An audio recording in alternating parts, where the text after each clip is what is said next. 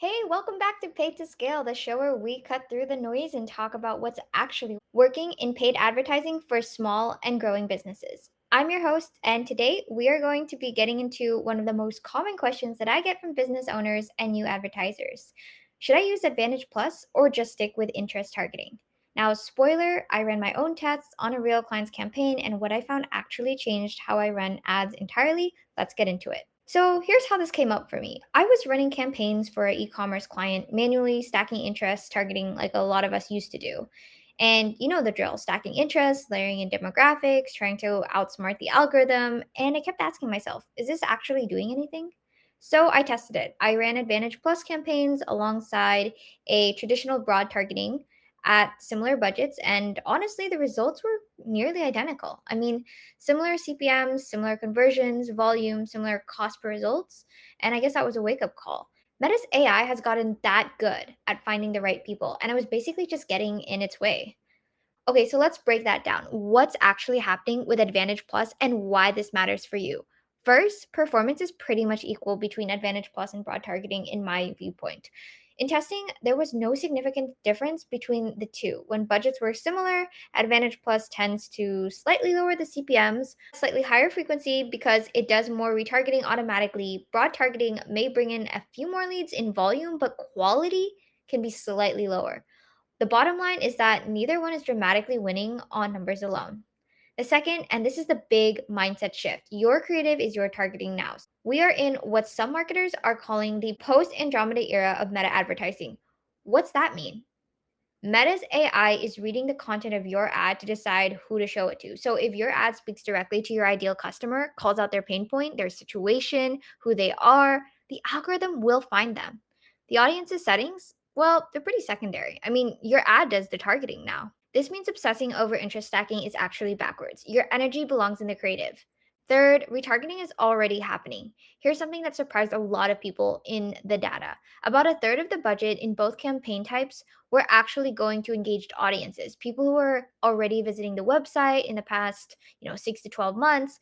You don't need separate retargeting campaigns for this anymore. The algorithm is already doing it inside your acquisition campaigns.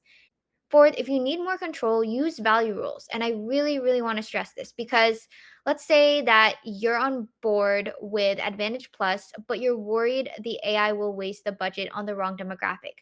There is definitely a workaround to this, which are value rules. You can set a rule that decreases the bid by up to 90% of audiences outside your ideal range, like certain age groups, certain gender, without even completely locking down that targeting. So the AI really has a lot of flexibility to convert a high certainty prospect outside those parameters, but it heavily prioritizes your ideal customer.